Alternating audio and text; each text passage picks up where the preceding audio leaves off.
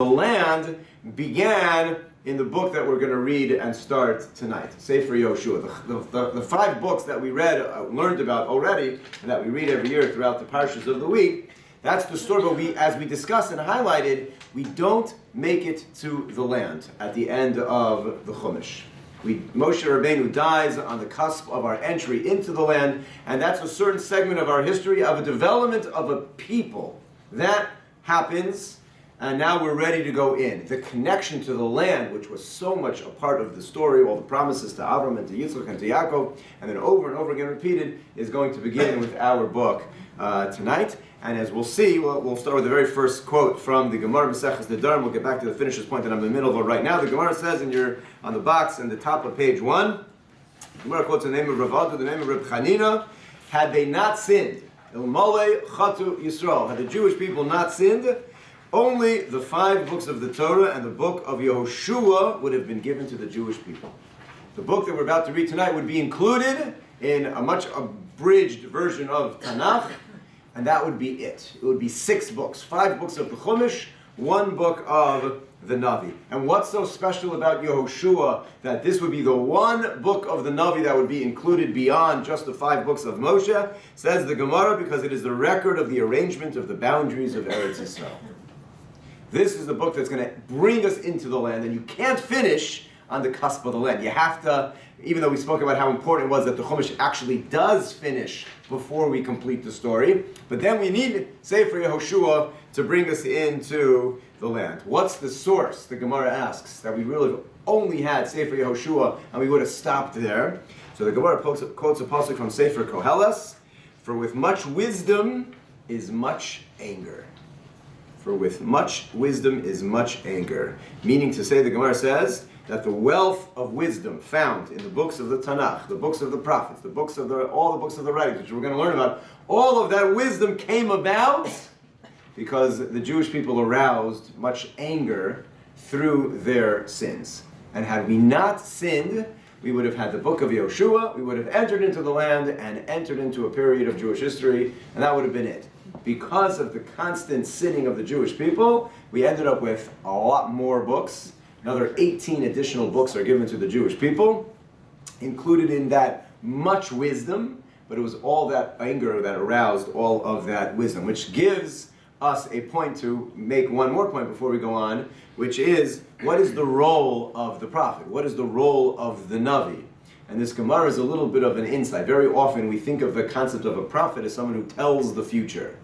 And we actually find in Tanach, as we'll begin to learn tonight and subsequent weeks, the Navi very, very rarely tells the future. That's not necessarily the role of the Navi. It happens on occasion, we do see that. More often than not, the role of the Navi was to put us back on the straight and narrow, to guide, to rebuke, to tell us what needs to be done.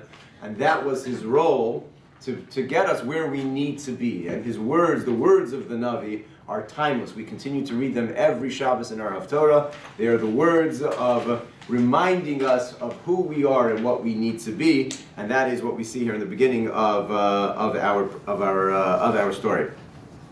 And so this is going to be that 1 book. This book has a different status because of that. The book of Yehoshua, because it's the inheritance of the land, concluding the books of the Chumash. One more point. That is the quote from the Gemara Yevamos that you see also in front of you. All the prophets looked through a glass that was unclear.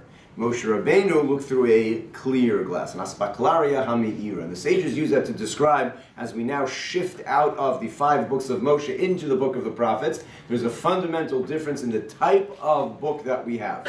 The Chumash itself that we just concluded, every word that we have in there, this we discussed many times as well over the past couple of weeks, is a direct dictation from what Hashem wanted to Moshe's pen, given to us word for word exactly as it is supposed to be. The book of the Navi, the book of the prophet, is like a glass that's not clear. What's the difference between a clear glass and a not clear glass? So the clear glass is if it's not there. You see right through it as you looking outside as if it's the same. But once it gets a little bit schmutzig, it's a little bit dirty, it's not so clear, the picture isn't as clear either. And the prophet would get a vision and then would have to say that vision over to the Jewish people in their own words. and it was not a word-for-word replica of a clear glass where we are getting the words directly from Hashem. It was their understanding, interpretation, and then communication of the word. That's why we find all the different prophets, the language is different. It's not the same language over and over again, because each prophet has their own language as they give us the vision that they received, and we're now shifting into that mode of communication as well as we begin tonight, Sefer Yehoshua. Okay, let's jump in. Who was Yehoshua? We begin the book of Joshua, Sefer Yehoshua. Who was he? So we actually have, I think it's 7 different references to him throughout the Chumash, and we see him in various roles. The first role that we actually see him, the first time that we're introduced to him, was in last week's parsha, just yesterday. We read it a couple days ago, if you were paying attention.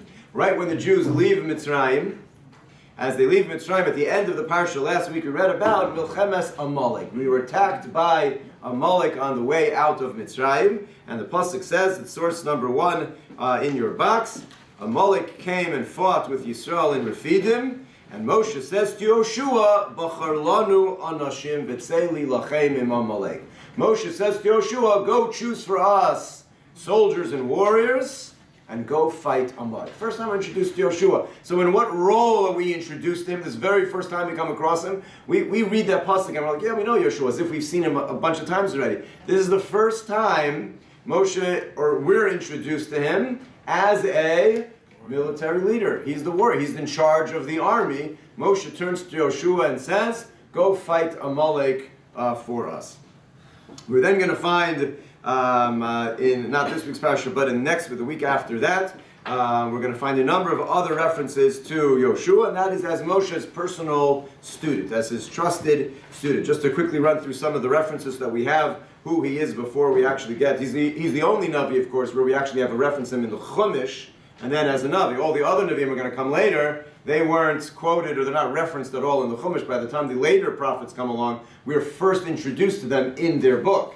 Yehoshua is unique in that we already know about him from the Chumash, and then he leads the Jewish people in. So, for example, in Shmos Chavdal 24, in the second source, starting with verse 12 from that pattern, and Hashem says to Moshe, come up to me to the mountain, remain there, I'll give you the stone tablets, the law, and the commandments I've written to instruct them. The big moment. Hashem calls Moshe up to Har Sinai, and who does he take? So Moshe and Yehoshua, his servant, arose, and Moshe ascended to the mountain of Hashem. Hashem speaks to Moshe and says, come up to the mountain, I want to give you the Torah. And then the pasuk says, and Moshe went with someone else, and that was Yehoshua, Moshe's trusted student, his servant, comes with him and waits for him at the bottom of the mountain. Similarly, we find that the luchos were given Hashem's work, the inscription of God's inscription engraved on the tablets. When Yehoshua heard the voice of the people in their shouting, this is them dancing around the Egel Azav, as they're dancing around the golden calf. It's Yehoshua who reports to Moshe and says, there's a voice of battle in the camp. And Moshe says no, because he had been tipped off by Hashem already that he needed to go down and check out what was going on. Yehoshua doesn't know what's going on. He's waiting for Moshe separate from the people. He's at the foot of the mountain, his trusted servant, waiting for Moshe. So he says to Moshe, who's coming down, something's going on in the camp. I hear the sounds of shouting, a sound of battle. And Moshe says, no. It's not a voice shouting victory, nor a voice shouting defeat. It's a voice of blasphemy I hear. We have a problem, and we're going to go to. But Yeshua has no idea what's going on at that point. And then we find again, in the Torah's description, that Hashem would speak to Moshe face to face, as a man would speak to his companion, but his attendant, Yehoshua, would not depart from the tent. The tent that Moshe set up outside of the camp, after the city of the golden calf, when Hashem's presence leaves the Jewish people, but Yehoshua does not remain in the camp with everybody else. He does not leave Moshe's side. That is his role. And lastly, one more time, when the Torah describes in Bamidbar, where there was a sense of prophecy that was running through the camp, Eldad and Medad were prophesying in Yehoshua, answers and says, Moshe imprisoned them, Adoni Kla'em, destroy them, imprison them. We can not. It was Yehoshua standing up for the honor of his master Moshe, when there seemed to be others who were prophesying it, and Yehoshua's understanding was in an inappropriate way. And it was Yehoshua who stands up and says, you can't let this go on, you need to stop this. And Moshe says, no, it's okay, halavai, everybody should be a prophet. But again, it's in that role of his trusted student that he stands up. And then, of course, the last times that we see Yehoshua are in this role of a leader and a successor. We find him probably most famously in the story of the spies, sent out, we'll come back to this later tonight, when Moshe sends the 12 spies, one from each tribe, to scout out the land of Israel. This is shortly after leaving Mitzrayim. They're not long into their journey. They send out the spies, and Yehoshua is chosen from amongst his tribe of Ephraim. The sages point out that the list of the tribes in the beginning of Parsha Shlach were in order of greatness. That's how they were listed, and Yehoshua, you will note, is not listed first. He's in the middle of the pack. And Moshe changes his name from Hosea to Yehoshua as he davens on his behalf. This is his trusted servant. He knew that this was going to be problems, but he's listed not as the great. He was clearly a leader. He was one of the 12 tribes, which were all leaders of their tribes, but not the greatest amongst them. And then the final time we see him is as he's actually appointed. Hashem says to Moshe, take for yourself Yehoshua ben Nun, a man of spirit, lay your hands upon him. That's how smicha was done when they would appoint a leader. That was today's smicha, of course, just refers to when a rabbi is ordained, he gets a piece of paper that says he's completed all of his studies. But the original smicha, I think we've discussed this also in a couple of different contexts, was two different forms. One is when you would bring a korban, a person would do smicha on the korban, the animal, he would place his hands on the head of the animal. And smicha was also done in the original ordination from a rabbi to his student, Rabbi to Talmud, was an actual smicha, as is done here, that Moshe puts his hands on the head of Yehoshua. You shall bestow some of your majesty upon him, so that all the congregation of the children of Israel will take heed. By his word they shall go, and by his word they shall come. And I think we pointed this out also when we went to Sefer Bamidbar. Why was it important that Yehoshua be appointed during the lifetime of Moshe? Because as we've seen, I think we spoke about this as well, whenever a leader passes away without appointing a successor, you then have problems. We have problems. Who's going to be the next successor? And this one might think it's him, and this group might think it should be this one, and without clear vision and clear direction, then you have other issues. Rashi there commented already that it should be that in the presence of Moshe, Yehoshua already should take the reins of leadership, so that no one amongst the Jewish people should say, yeah, now that Moshe is not here, you have the audacity to get up and speak. But when Moshe was around, you were nobody. So that in the presence of Moshe, he is appointed. Which leads us to the question of, why is he appointed? What did Yehoshua have? Moshe, in fact, the sages say, when he asked Hashem for a successor, Moshe said, before he died, are you going to leave the flock without a shepherd to tend to them? We need somebody to tend to them. So Rashi comments here, the sages said that Moshe really wanted his own children, who are also mentioned in this coming week's Parsha, Gershon and Eliezer. But Hashem says they're nice people, but they're not going to be the next leaders. But Yehoshua wasn't the greatest amongst the Jewish people, so why is it that he then merited to become this person that Hashem chooses, that it should be Yehoshua? He is going to be the one to take over. So the Medrash is a fascinating thing. Besides for the simple meaning of the psukim that we just read, that he was a trusted servant, that he was the one who never left the tent, he was the one who stood up for Moshe's honor, he was the one who was always there, he was clearly a warrior, he was the one that Moshe points to go and fight Amalek. The Medrash adds, it's on the top of page 2, a fascinating Medrash. I heard this Medrash many, many times quoted in yeshiva. The Rabbeim in the yeshivas used to always quote this to the students. Medrash says, Yehoshua served you diligently and showed you great honor. He always was there, stayed in the tent, and he gave great cover to Moshe. And then the Medrash adds something which you don't see at all in the psukim. It was he who rose early in the morning and remained late at night at your house of study. He would arrange the benches and spread the mats. Seeing that he has served you with all his might, he is worthy to serve Israel, for he shall not lose his reward. What did Yehoshua do to merit to become the leader of the Jewish people?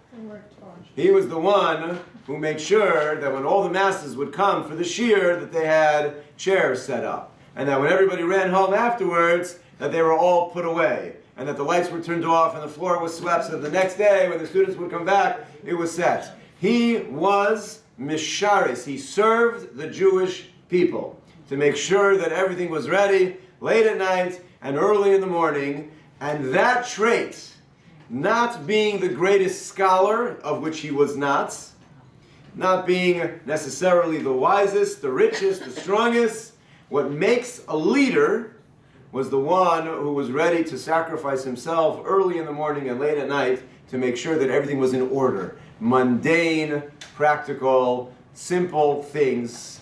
And that, says the Medrash, this Yehoshua is going to be the one who's going to be the leader of the Jewish people, because that's what it takes to be the leader of the Jewish people. Again, I remember hearing this many, many, many times. This was the message that was really hammered home in terms of the developing greatness of the young men in the yeshivas, where the obvious currency was scholarship, was serving the Jewish people is the greatest currency that a person can accumulate. And it was from that Yehoshua was chosen to be the leader of the Jewish people. He was also a worthy transmitter, as the mission of the beginning of Pirkei Avos describes. Moshe received the Torah at Sinai and transmitted it to Yehoshua. Yehoshua was that first stop in the Mesorah. In the tradition of Torah as we know it, was handed from Moshe down to Yehoshua, and the Yehoshua transmitted it down to the Zkanim, the elders to the prophets, and the prophets to the Anshe Knesses HaGedolah, and Yehoshua is right there as in part of the transmission. In fact, so much so that the Gemara refers to him as that if Moshe's face was Kipenei Achama, if Moshe's face was that of the sun, then Yehoshua's was like that of the moon, of the Levana. He was a reflection. The moon gets all of its light as a reflection from the sun, and Yehoshua, the sages described that relationship as Moshe himself being like the sun, and Yehoshua was a perfect reflection of that in the sense of being like the moon. Okay, those are a few words of introduction as to who Yehoshua was. We introduced him in various different contexts throughout the Chumash itself, and then his taking over after the death of Moshe at the end of the Chumash. Okay. We left off at the end of Chumash on the cusp of entering into the land, as we've mentioned, and that's where our story begins. Let us begin again with the Rashi that we quoted in the beginning of Sefer Bereshis, and in other contexts many times, the first Rashi in all of Chumash. Rashi quotes, why did the Torah begin from Bereshis? Rashi says it really should have started quoting from Rabbi Yitzchak. It would have been a better place to start from HaChodesh Hazeh Lachem, the pasuk that we read 2 weeks ago in Shul, when the Jewish people are given the mitzvah of Rosh Chodesh, the first mitzvah that's given to the Jewish people as a unit, as a whole, as a nation. So why do we start from the beginning, Rashi says? So Rashi says, I'll tell you why we start from the beginning. Because he wanted to share Kach Masa V'Gidla Amo, to share the strength of his works with all of his people, that if any of the nations should say, you are robbers and thieves, that you conquered our lands by force, which is true. That's what happens, as we will learn in this Sefer. And if the nations of the world complain and claim against us, you stole the lands. You came in here, you conquered it, you threw out the land, the nations that were here before us. What is the Jewish response to that claim, which again is true? It's exactly what we're going to read. So Rashi says that's why we started the Chumash with the story of Bereshis, that we can say the entire earth belongs to the Holy One, blessed is He. He created it all from nothing, and that's why we begin from Bereshis, and He gave it to whomever He deemed proper when He wished. When He wished, He gave it to those nations, and when He deemed it for us, He gave it to us. And that is why we begin with Sefer Bereshis as a reminder to us always, the whole world belongs to Hashem, and He gave it to each individual nation as He saw fit. And for those nations, there were 31 different nations that existed in the land of Israel when the Jews entered. Until that point, it was for them, and from that point on, it was given to us. And we will see when it is unfortunately not to be ours again, as has happened throughout history, in Jewish history, it's taken away from us as well. But we start the story from Bereshis to say, it's true we conquered it. But it always depends, and this is true, it's amazingly true in literal modern day times as what's going on and various peace plans and everything. We'll get back to a couple of different things as we go through the story. It always depends on where do you start the story from. When you say this was ours and you came and took it from us, so many different people throughout Jewish history, throughout world history, can say that about many different lands. And the question is always, where's the starting point? Who's the one who had it first that the other person's going to say they took it from us? So the Ottomans can say that the British took it from them, and there are many of them. So we go all the way back to the beginning. That's why we start with Bereshis. The world belongs to Hashem. He gave it to whoever He deemed fit, and when He wanted to give it to us, He gave it to us, and that's why we start with that. And now we are going to read about the actual conquest in which we did take up arms and enter into the land. So let me make one point just as an introduction as we begin this book, actually learning a little bit about the Sefer.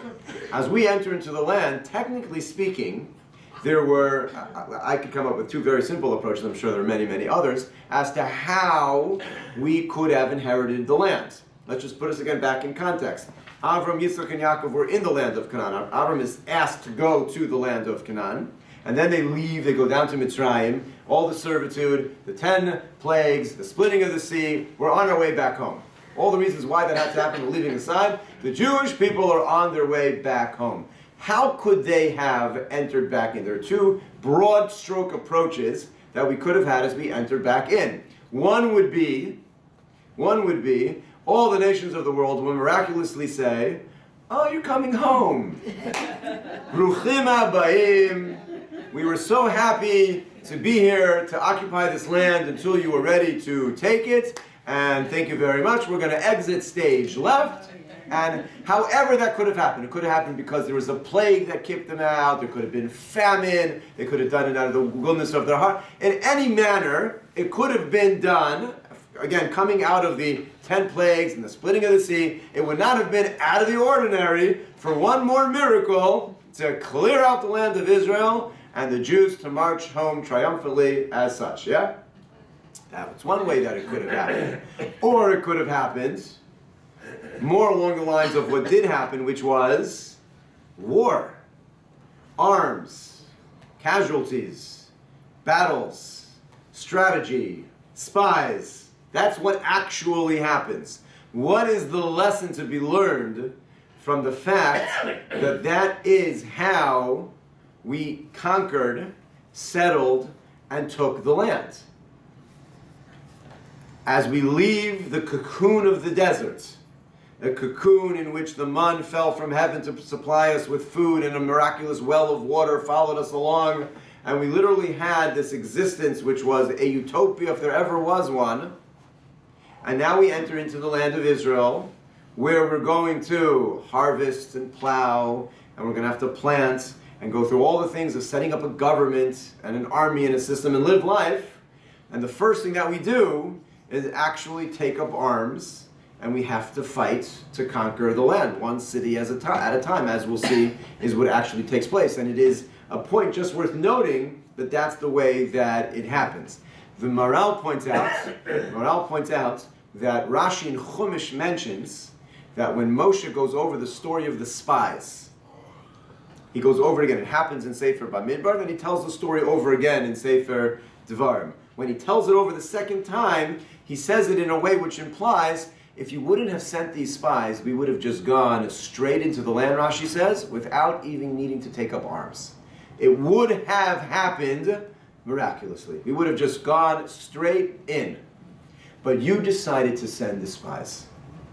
And because you decided to send the spies, you said, if you couldn't imagine it being miraculous, you wanted to do it in the normal method.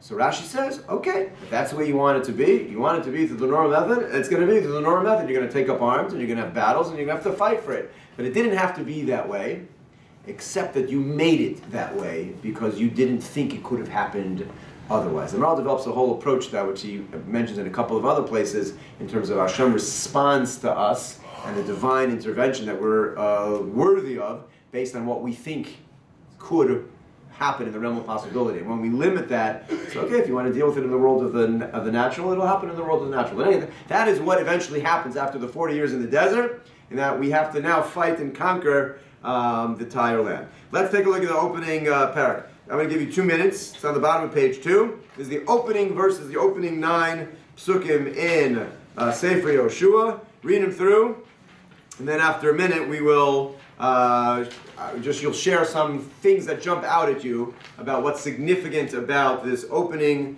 paragraph of Sefer Yehoshua.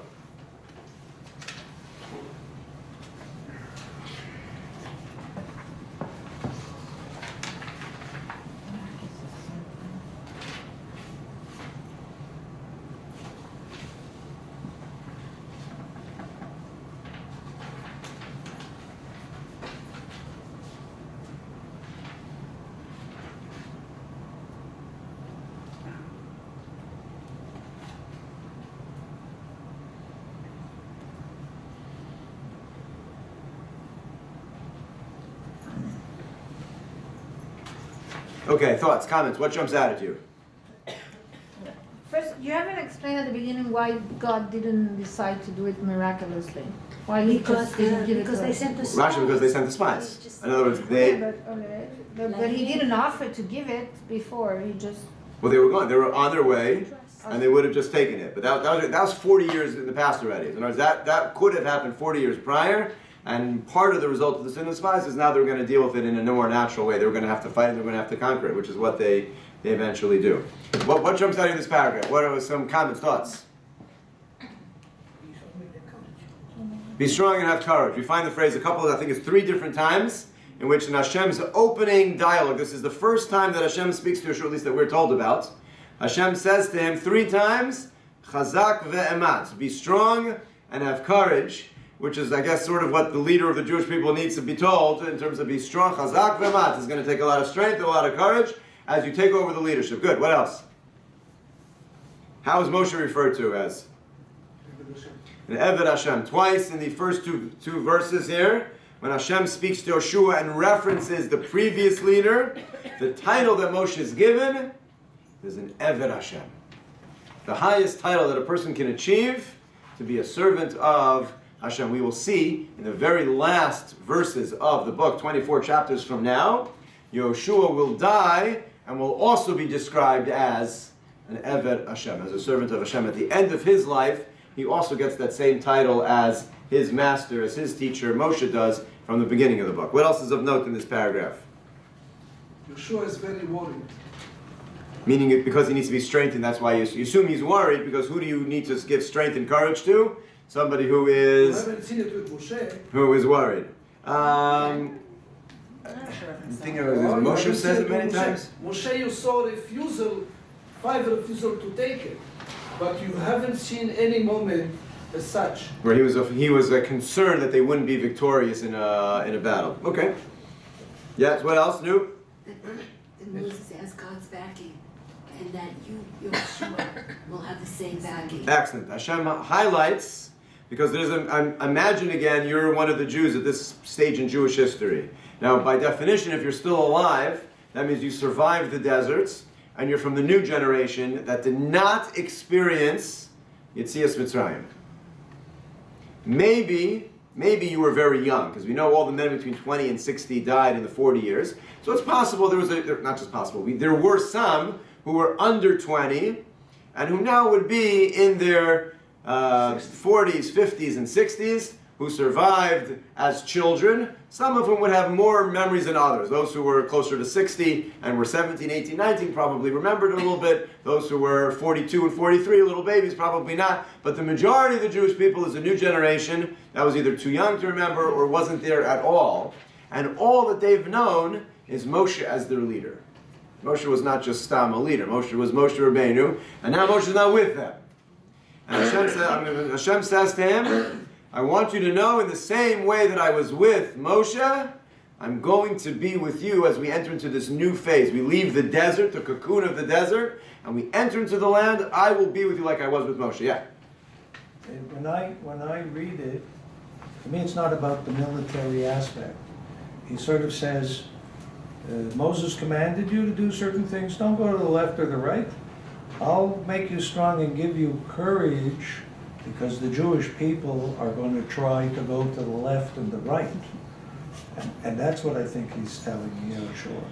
So he says, a couple of times towards the end, he highlights, don't leave this book. This Chumash, the Sefer Torah that Moshe just finished, that is going to be, do not let it leave your mouth. You shall meditate therein day and night. V'higisa bo yomam v'layla. The source of the mitzvah of Limud Torah at night, at day, always, the mitzvah to learn is from this verse that Hashem says to Yehoshua, V'higisa bo yomam v'layla. Meditate day and night. Do not stray, not to the right and not to the left. And then he adds, also, in verse... 1 second, I want to show you.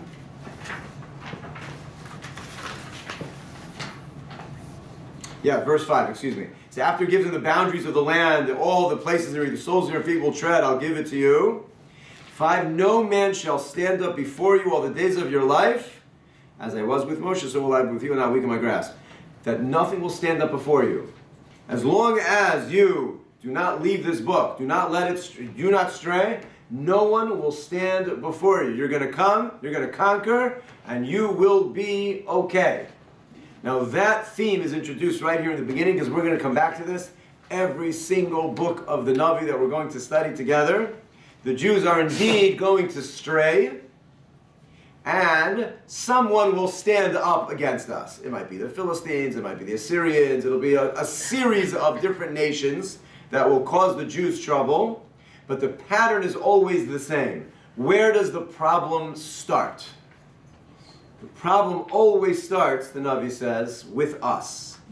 When the Jew strays to the right or to the left from following the book of Moshe, then there will be a man who will stand up before you. There will be a nation who will cause you problems.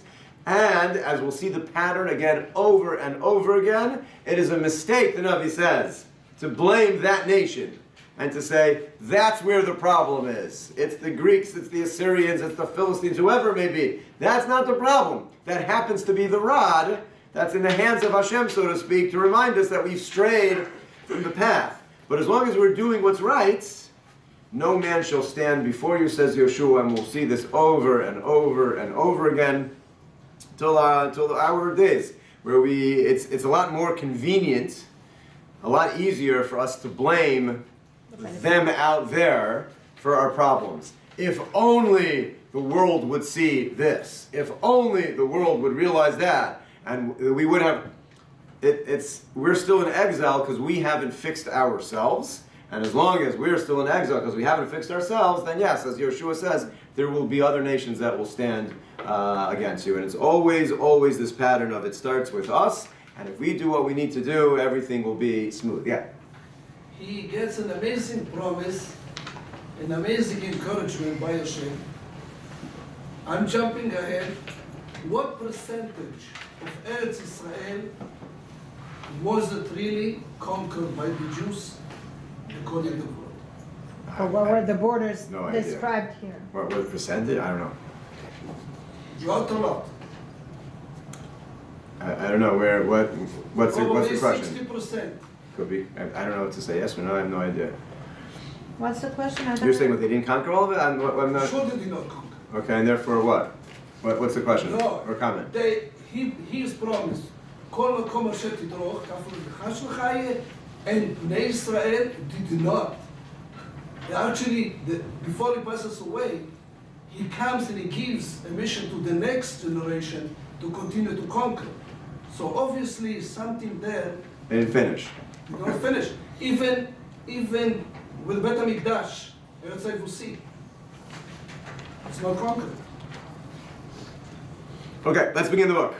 Chapter 2. So that was the opening verses. There are others. He reminds the tribes of Gad and Menashe, Reuven, Gad, and Chatzi Shevet Menashe. If you remember, the 2.5 tribes wanted to settle on the other side of the Jordan, and Moshe made a deal with them and said, you can, on condition that you come and fight with the Jewish people to take over the land of Israel. And so he reminds them, Yehoshua reminds those 2.5 tribes of their commitment, and they come and join the battle. Chapter 2 begins. What I did is I gave, there are highlights, obviously. This is not the entire Sefer. You see a series of verses from the various different chapters, so we'll go through them together as we go through some of the highlights of the Sefer. So in the beginning of Perek Beis, Yehoshua, I'm reading from the top there, verse 1 in chapter 2. See where I am, top of page 3? Yehoshua the son of Nun sent 2 men out of Shittim to spy secretly, saying, go see the land and Yericho. Now, right away, as we begin the conquest, Yehoshua sends 2 people to go spy out the city of Yericho. That's going to be the first city that they're going to conquer. And this right away conjures up images of what we've already discussed tonight, which is What? the story of the spies. The story of the spies is when the original Jews, 40 years prior, were on their way in. They came up with the idea of sending spies, and Yehoshua was one of them. And that story ended as a unmitigated disaster for the Jewish people. We wandered for 40 years, terrible. And now Yehoshua, who was one of the 2 spies who came back with a good report, on his own initiates and says, we got to send out the spies to check out Yericho. seemingly, because now that we're going to go through a method of war, conquest, battles, that's what you do. When you go to war, you gotta spy out where you're going, as Yehoshua himself does. What he does do to protect himself from the disaster that happened was he only sends two. He only sends two. And the Medrash records that it was two that he already knew. It was Pinchas and it was Kalev. Kalev, who was from the original version, who succeeded with him, and Pinchas, who already clearly proved himself to be a zealot on behalf of Hashem. Those two are the ones who went to spy out the land. The Navi tells us they came to the house of an innkeeper named Rachav, and they stayed there. They are sniffed out by the king of Yericho, who sees or somehow discovers that there are spies in their midst, and he comes to check out the house of Rachav in order to be able to see if there are any spies there. She says to them, I know that Hashem has given you this land and that your terror has fallen upon us and that all the inhabitants of the land have melted away because of you. We're afraid. We know what's going on, that this nation which already have conquered a number of the Sichon and Og on the other side of the Jordan have now come. We're afraid. We have heard how Hashem has dried up the water of the Red Sea. Now, we just read about that 2 days ago in Shul. But how many years ago did this happen? More than 40. This is 40 years prior. 40 years ago is when that event of the splitting of the sea. And she says to these spies, like, we've been keeping an eye on this nation that left Mitzrayim, splitting of the sea and all the miracles, and they've been wandering and wandering and wandering, and now you're here. And what you did to the two kings of the Amorites who were on the other side of the Jordan, Sichon and Og, you completely destroyed. And as soon as we heard that, our hearts melted. Again, we've just sort of been watching from afar, and now it's coming. Behold, when we come, she wanted to strike a deal to be protected, so they made the following deal with her. This is one of the classic stories of Sefer Yehoshua. They said to her, when we come back to attack, you'll send this scarlet thread in the window by which you let us down. The Navi described that she lived inside the walls. The walls of Yericho were so thick that there were people who actually lived within the walls. And so they said to her, you'll hang this red scarlet thread outside of your window. We'll make sure that everybody on our side knows that that's the sign to protect the people who are inside. And anybody who will go out of the doors of your house, so his blood shall be upon his own head, and we will be blameless. But whoever is with you in the house, we will protect, and nothing will come of them. She then devises a whole plan. When the king sent his messengers to find out whether or not there were spies there, she said, yeah, of course there were. I didn't know they were spies, but there were people there. They went that way. And so all the king's men run after them that way. Meanwhile, they were hiding upstairs on the roof. And then after the king's men had gone, she sends them on their merry way. They go back to Yehoshua and they report in verse 24, that Hashem has delivered them into our hands. All the inhabitants of the country have melted away because they're afraid. Now that phrase, melted away, in the Hebrew is the same phrase that we read in Oz Yashir, that the nations of the world were filled with fright and dread from the Jewish people. They melted away. And so the Navi connects that they're feeling the same way now in Yericho as the nations of the world felt right after the splitting of the sea, when the Jews were on the height of the miracles that were taking place, is what they felt in Yericho. So the spies come back. They report to Yehoshua, it's good. Hashem is going to give them to us. They're afraid, we can go. Now, as the army now crosses over, they have one little problem. The problem is there's the Jordan River in between where they are and where they need to go. Now we need to get an entire nation across the Jordan River. Now, if you've been to the Jordan River today, most of it is a very, very narrow river, which doesn't seem like it would be a tremendously difficult task to get across. Most of it. There are still some areas which are a little bit wider than others. But in the times of Yehoshua, before all the nations had built dams and siphoned off water this way and that way, it was a mighty river. How are they going to get across it? So the Navi tells us, well, how do Jews get across rivers? We know how we do this. This isn't new to us. We just did it 2 days ago when we read Parshas B'Shalach. We walk right through it. Says the Navi, that's exactly what was going to take place as Yehoshua now leads the Jewish people into the land of Israel. Now note as we read through this next parak, a number of parallels that the Navi is highlighting as we left Egypt and as we enter into the land. There are 40 years in between these two events, but we will see as we read through that which takes place. Beginning Parak Gimel, chapter 3, verse 5, Yehoshua said to the people, prepare yourselves for tomorrow Hashem will do wonders among you.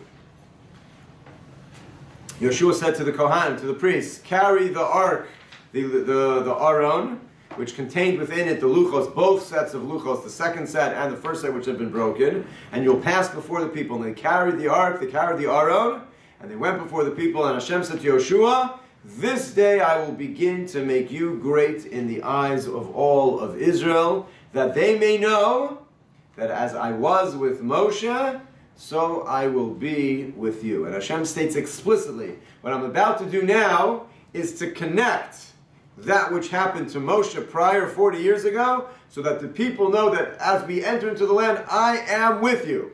I'm going to continue the relationship that I have with Moshe. I'm going to continue that with you. And it shall be when the soles of the feet of the Kohanim that carry the Nosei Aron, that carry the Aron, rest in the waters of the Jordan, the waters of the Jordan shall be cut off. The waters that come down from above shall stand in one heap. So now this is different. It wasn't the waters were going to split, as happened to Kriyas Yam Suf, but that all the rivers from the north that were flowing down would suddenly form a wall instead of continuing to flow.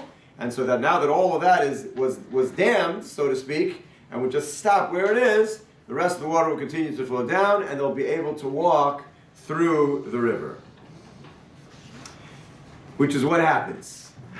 Which, of course, without needing to be said, is a clear reference and a reminder of that which took place, as Hashem himself said, that they should know that I'm with you. Then Yehoshua says, take to yourselves 12 men from the people, a man from every tribe. Hashem says to Yehoshua, a man from every tribe. Now, we did this before. When was the last time that we spoke about where we took one man from every tribe? We did this with the Meraglim, with the spies. There were a couple of other times where this happened when we chose Aharon to show that he was the chosen one. We also, in the rebellion of Korach, each tribe appointed one person to put their staff in to the middle to see which one would blossom with the almonds. So here too again you have each tribe take one person and give them a command saying, take yourselves from here out of the midst of the Jordan, out of the place where the priests, where the Kohanim's feet stood firm, 12 stones. So that each tribe, each Shevet was responsible for choosing one person to take a stone from the bed of the river, the Jordan River, carry them over with you, and you'll leave them in the lodgings where you'll sleep tonight. And then, what are they going to do with those stones? The Navi continues a little bit late. Well, let's get there. Let's start. Hold on for a second. We're just doing like little highlights. The people came up out of the Jordan on the 10th day of the first month and encamped in Gilgal in the east border of Yericho. Now, very often the Navi throws out a date, and sometimes as we read through, we don't really pay attention. When is the 10th day of the first month? Oh, Nisan. Nisan. The first month is Nisan. The 10th day of the first month should be a day that's familiar. The 10th day of the first month is the 10th day of Nisan. Anyone, what happened on the 10th day of Nisan? He took a sip. And when the Jews were in Egypt 40 years prior, leading into the 10th and final plague of Makas Bechoros, they were commanded to take a seh, a lamb, or a goat, and tie it to their bedposts for 4 days of searching to make sure that it didn't have any blemish. And that command was given to the Jewish people that they should take it on the 10th of the month, because they slaughtered it on the 14th of the month. On the 10th of the month of Nisan was the Kechu Umishchu, take for yourselves this lamb, which was, of course, the god, the deity of the Egyptians. Take for it, separate yourselves from them, and tie it to the bedpost. And then the Navi says, and 40 years later, on that exact day, that's Shabbos Hagadol, by the way. That was on Shabbos that year was Shabbos, and it became known. Mishabura says that's why it's called Shabbos Hagadol, the miracle of taking the lambs, which was the deity of these Egyptians. On that day, 40 years later, is when the Jews emerge out of the Jordan River on their way into the land of Israel. And then Yehoshua speaks to Bnei Israel in verse 21, when your children ask their fathers in time to come, saying, what are these stones? What does that remind you of? Agadah. Right, we're reliving the Pesach story. The splitting of the sea. We have on the 10th of the month is when we emerged, and then we took the stones. And Yehoshua uses the same language that the Torah uses, which we incorporate in the Haggadah of, when your son will ask you, saying, Ma ha'avodah hazos, which is what they're going to ask you about the Korban Pesach. What are you bringing this Korban for? Now Yehoshua says, they're going to ask you, what's with the stones? You shall let your children know, saying, the people of Israel came over this Jordan on dry land. This is going to be the testimony that we came over on dry land. For Hashem dried up the waters of the Jordan from before you until you passed over. I don't know if that passed over counts as another Pesach reference. As Hashem did for you at the Red Sea, which He dried up before us until we passed over it. Again, referencing that which happened 40 years prior, and you're going to say that. And it came to pass that when all the kings of the were on the other side of Jordan westward, and all the kings of the Canaanites were by the sea, heard that Hashem had dried up the waters of the Jordan from before the children of Israel, that their hearts melted, nor was there spirit in them anymore because of the children. This worked. This miracle of on the way, and they knew that this was business. Now, what did they do with those stones? So the Navi described, what they did is they made a monument out of those stones, and we're going to write all of Ube'er. They wrote out the words of the Torah, and that became a, I guess for lack of a better way of describing it, as an 8th grade graduation trip destination. I guess here you'd say 6th grade graduation trip, or maybe 11th grade graduation trip. Where do you go? So that the schools would take their kids. You would go to Gilgal, you would go to the place where the stones were, and that would you would say, these are the stones that each tribe took from the dry bed of the Jordan River when the Jews crossed over, and generation after generation after generation after generation would have those stones as a testimony to that which had taken place. And it was there, and they would stop off, and they would have those stones always to point to, because when your children will ask you and say, what are these stones for? You'll have something to say that when we entered into the land, we did so in this miraculous fashion that would always be then part of Jewish history, a place to go and always be reminded of that particular event. But we're not done with this event. Because it's at that time, in the beginning of Parakeh, section D. At that time, Hashem said to Yehoshua, make for yourself sharp knives and circumcise again the children of Israel the second time. Now, lest you think that means that a person was circumcised the second time. That's not what that means. This means the second time since we left Mitzrayim, that you're going to give a bris to the Jewish people, which is again another reference and bringing us back to Mitzrayim, because in Mitzrayim, Rashi points out, we'd say this in the Haggadah as well, on the night of the Korban Pesach, before the Jews brought the original Korban Pesach in Mitzrayim, there were two bloods that the Rashi quotes that were the zchus, the merit that the Jews had to leave Mitzrayim. One was the blood of the Korban Pesach, and one was the blood of Bris Milah. B'damayich chayi, correct. With your blood you shall live. B'damayich chayi. Now, Korban Pesach is the only mitzvah in the Torah that we do not allow a Jew to fulfill if they don't have a bris milah. Meaning a Jew doesn't have a bris milah and he's so far removed, but he says, I want to put on tefillin. Okay, the Jew wants to put on tefillin. He wants to wear tzitzis. He wants to keep Shabbos. But a Jew who does not have a bris milah is not permitted to eat of the Korban Pesach. Not permitted. Because the bris milah is the sign that we are an Am Hashem, an Eved Hashem, we belong to Hashem, we are servants of Hashem. You cannot be part of the nation and be part of the Korban Pesach without a bris milah. You're not allowed to eat it. Not allowed to eat from it. So now again, what date did we emerge out of the Jordan River? On the 14th. It was the 10th of Nisan. 10th of Nisan. Well, what are we thinking about on the 10th of Nisan? What's coming up? Pesach is coming up. When was the last time the Jews brought a Korban Pesach? The first year after. The first year. They brought it in Mitzrayim, and then they brought that first year a year later, and that was it. From that point on, Chumash tells us, they never brought another Korban Pesach after that first year. Gemara says the reason why they did it is because it was simply too dangerous to perform a bris milah in the deserts, and they couldn't perform a bris milah, and the new babies born didn't have one. There was no Korban Pesach. It wasn't. They never brought another Korban Pesach from that moment until now. They've entered into the land on the 10th of Nisan. Pesach is coming. Hashem says to Yehoshua, prepare knives. We're going to give a bris milah to every single person who has been born since Mitzrayim. Now remember, they're preparing for war.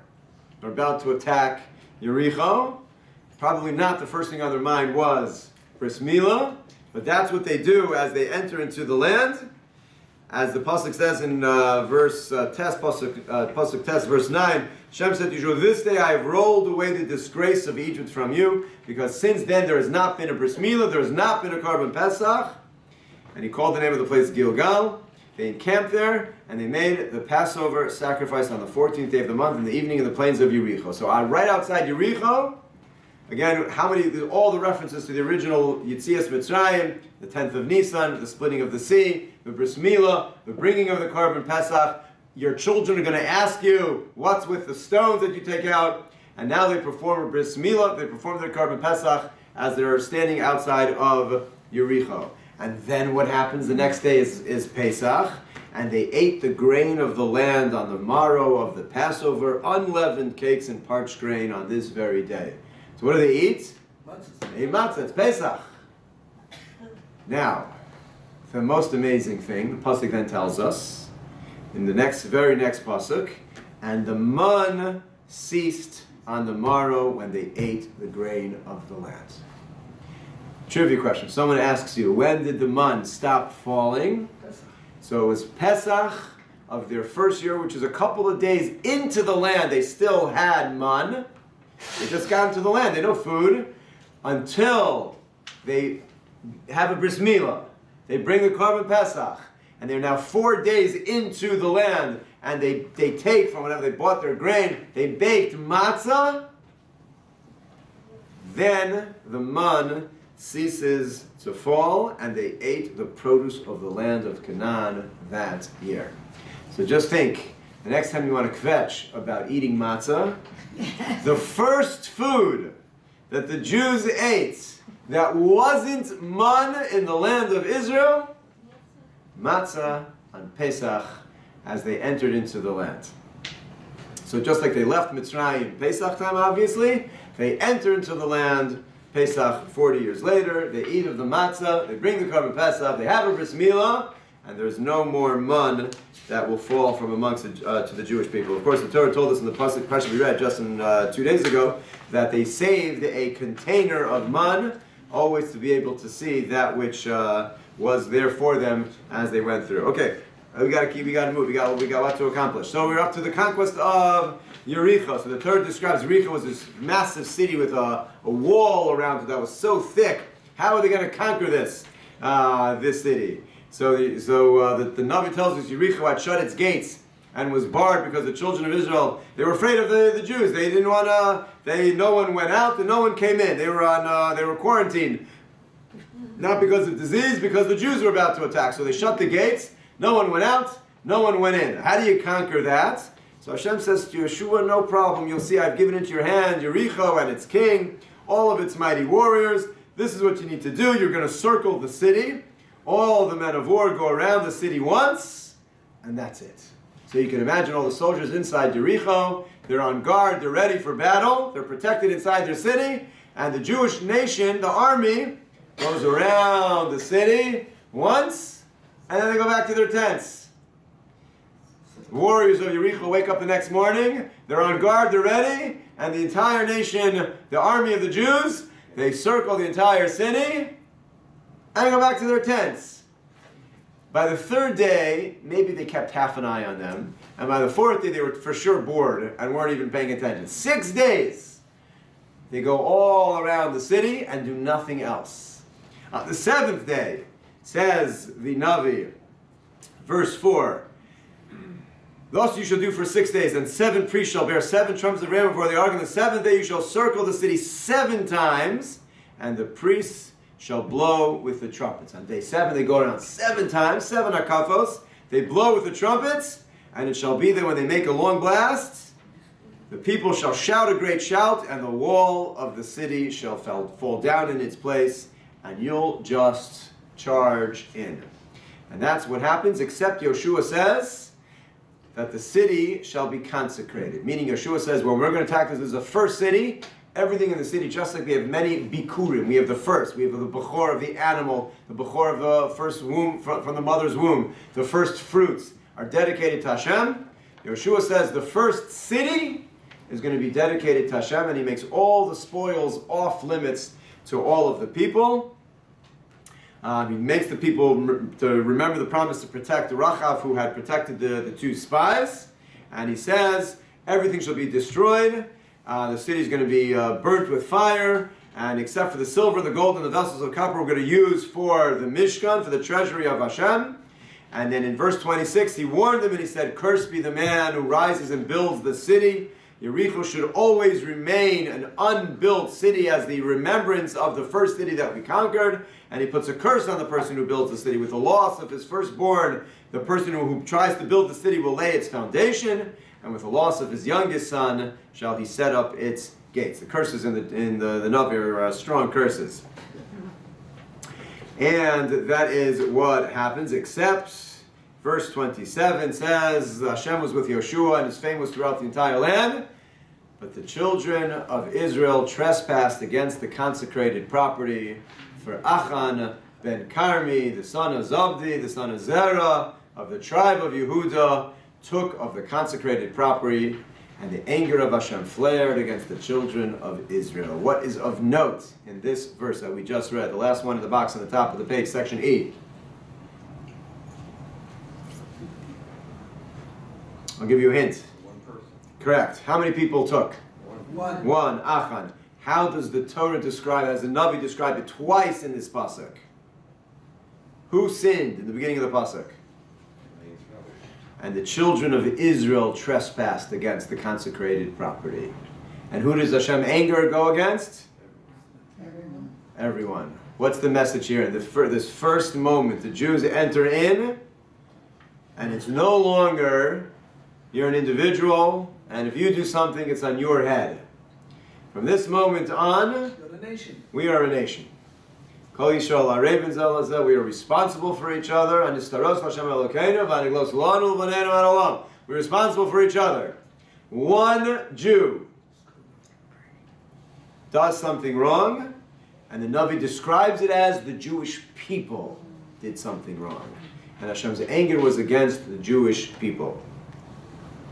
Now, the Navi, Yehoshua, doesn't yet know about this, and so they move on from the city of Yericho to the next city, which was the city of Ai. And Yehoshua sends spies there as well. The Navi describes in verse 4 that they went up there, and the Navi describes that the spies came back and said, it's a small little town, we don't need you, but a few thousand men will be able to take it very easily. However, in verse 4 and verse 5, the Navi describes that the Jewish army fled before the people of Ai, that they were smote by them. 36 men died, and they were chased away, and the hearts of the people melted and became as water. How could it be that after what happened in Yericho, not only did we not emerge victorious, 36 people died in this battle. Yehoshua rips his clothing, he falls on his face before the Aron of Hashem. They put dust on their heads. And Yehoshua says in verse 7, "Why, Hashem, have you brought this people over the Jordan to deliver us into the hands of the Amoraim,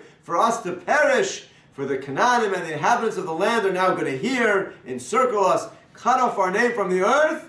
And what will you do for your great name?" What is he borrowing from at the end of his little prayer? From Moshe, who all the time when he prays on behalf of the Jewish people says, it's not about us. What are they going to say in Mitzrayim about you if we can't emerge victorious? It's again a theme, in as much as every one of us represents the entirety of the nation, and us as a nation represents Hashem himself. And Yehoshua says, how can this be? How did you take us here to die? What's going to be with your great name? And Hashem says, get up, why do you fall on your face? This isn't about me, it's because you have sinned. It's not about I, it's not about that army. Again, this theme, it's about you, the people have sinned, transgressed the covenant which I commanded them, they took from the consecrated thing. And the Navi describes that they did a lottery to figure out who it was. They narrowed it down to the tribe of Yehuda, then to this family, then to this person, all the way down to Achan himself. And they identified it. Yehoshua says, admit what you did. And he says, I did. And he says, and this is where it is. And he showed him where the products were buried. And he was stoned and the wrath of Hashem was removed after Achan did that. Much to talk about that story, but it's a classic story from the Sefer Yehoshua that needs to be addressed. The 8th chapter, which we're not going to get into, then describes the actual conquest of Ai. If you're into military strategy, the Navi describes how they sent another small army to attack Ai, and that as soon as Ai opened up the gates to counterattack, the Jewish army fled. But meanwhile, they had already sent an ambush party to the backside of the city, and when the people of Ai thought that they were going to repeat with their original success that they had had prior, and they ran after the small group of Jewish soldiers, then the real army that was laying in ambush came in and sacked the city, and then the soldiers that had left saw that their city was in trouble, they went back, they were trapped, and the city was conquered. The Navi then describes the Jews going to Har Eval. Har Eval should be familiar to us because Moshe already commands the Jewish people that when they cross into the land, they should go to Har Grizim and Har Eval, stand on the two mountaintops, and the Kohanim and the Levim will be on the bottom, and will administer a series of oaths and promises that they will take, and the people will respond, Amen. I was just there not long ago, maybe 2 months ago, and if you can go to Har Grizim today, and it literally overlooks the city of Shechem, a huge Palestinian city, and you can go on the mountaintop, which is on top of the city, and the amazing thing about it, it's right across from Har Eval and Har Grizim, and in the valley in between is the city of Shechem, and you can see the Jordan River. And the amazing thing is, and I noticed this, and then the guide said it, when he was talking I noticed it, he said if you stop and listen for a second, you literally can hear the cars honking and in the valley below. The mountains are so close to each other, the echo is so strong. And why I remember thinking, I was there just a month ago, we went on a tour to that area, and I remember always being troubled by the vision of the Jewish people up on top of these mountains, and the Kohanim on the bottom administering these promises, and how did they hear, just physically, just always was troubled by the vision of how it, but these mountains are set up in such a way, today you literally can hear a car honk its horn when you're standing on the top of the mountain, and you're looking down below, you hear everything in the valley. It's really an amazing thing, and that's where they went. As Moshe had commanded them in Chumash, they went to Har Grizim and Har Eval, and they wrote out the Sefer onto the stones that they had taken, and they set up a monument over there as well. Moving quickly so we can finish on time, chapter 9 goes through the Givaonim. So in other words, the Torah describes there was another nation that tried to fight the Jewish people in a different way. Instead of coming out to fight them, the city of Yericho tried to enclose themselves. The city of Ai went out and fought. The Givaonim used deception. And they went out to meet the Jewish people. They dressed up in clothing that looked like it was old and tattered and worn, that they had come from a faraway place. And they took bread with them that looked like it had been baked in the sun for weeks, and water caskets that were caked and cracked. And they said, we came from a faraway land. We came to make peace with you. We heard about your great name. And Yehoshua says, who are you guys? And they say, oh, we live over there. And make a pact with us. And they do. Yehoshua swears to them that he won't harm them.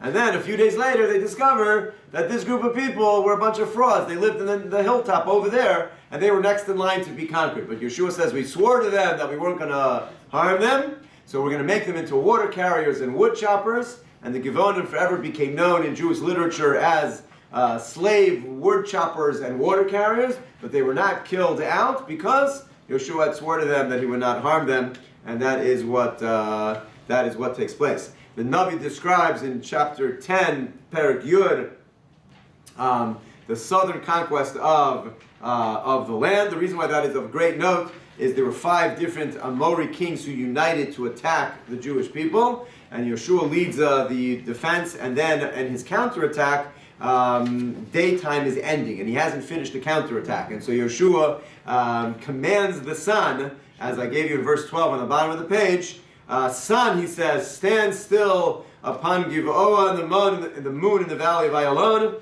And the sun stood still, and the moon stayed until the people had avenged themselves from their enemies.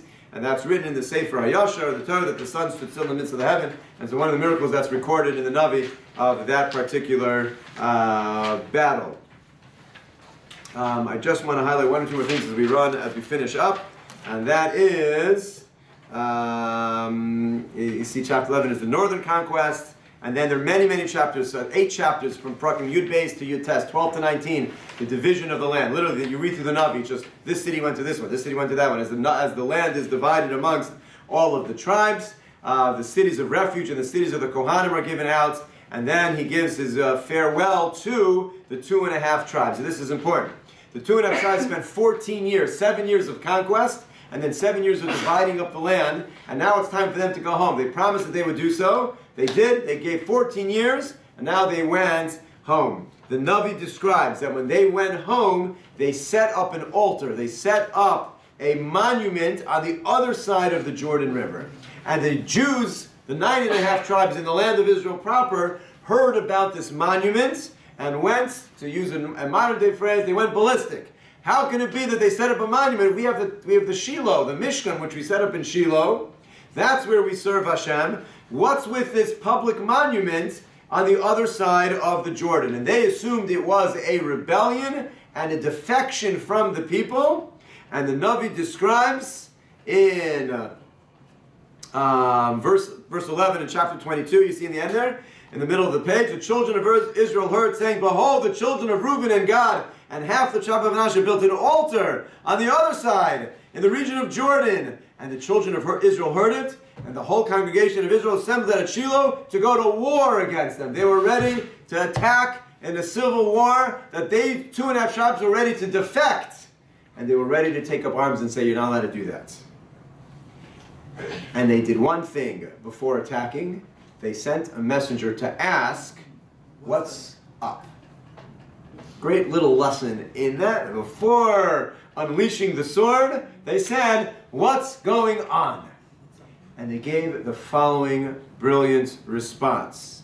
In verse 24, the children of Gad and Reuben said, it is not for fear, if we have not rather done it for fear of this thing, saying, in time to come, I'll tell you what we were afraid of, they said, that your children, the 9.5 in Israel proper, your children will say to our children, what have you to do with the God of Israel? Don't you see the border here, the Jordan River? This is the land of Israel. We're the Jews. We have a portion in Torah, and you do not.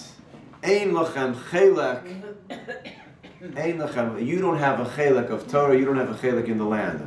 And so to make sure that your children can't ever say to our children that we are not really Jews, that we don't have a portion of the land, that we don't have a portion of Torah, that we are not part of this, we set up this altar to be a pact between you and between us forever, that after the 8th grade graduation trip goes to Gilgal to see the stones that were taken out of the Jordan River, then they cross the Jordan River and come to see this monument, that it should forever be a link, that the 2.5 tribes on the other side are just as much a part of the Jewish nation, and let no one ever say that this river was a border and that we're on the outs, that we are a part, and that's why we have it.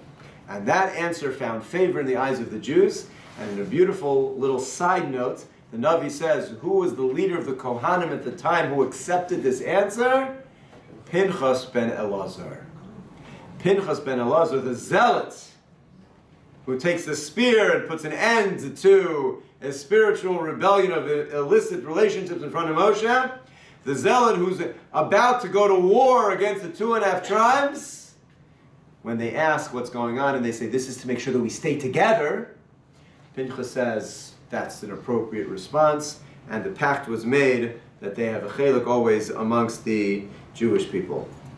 The book concludes with Yehoshua's farewell address. It's a beautiful address. It's 2 prakim long, Perek Chav Gimel and Chav Daled, in which he describes, you have seen all that Hashem has done to you, and then now always be resolute, chazak ve'ematz, to keep the book of Torah Moshe, he says. Do not turn to the right or to the left. The same message that he received from Hashem as he took the mantle of leadership, at the end of his life, at the end of the conquest, he then transmits that same message to the people. Chazak ve'ematz, be strong, be courageous. Do not abandon the Torah, not to the right, not to the left. For if you turn away and you cling to the remnant of these nations that still are here with you, as was pointed out, they did not wipe out the land yet. There are still nations of the world who lived in those nations with their idolatrous practices.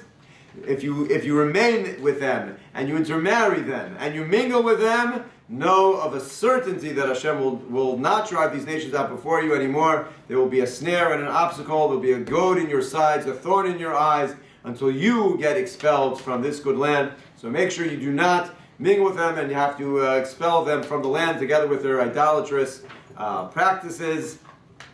And the people respond to Yehoshua at the end of the Sefer, no, we will only serve Hashem. And he says, you are witnesses against yourselves that you have chosen Hashem for yourselves. And they say, we are the witnesses. Eidim, they say, we are the witnesses. And Yehoshua dies, and he's referred to, as I mentioned, as an Eved Hashem at the end of his death. And that is a brief synopsis of the Sefer of Yehoshua, the reasons why he was chosen, the conquest of the land, and the patterns that are put into place.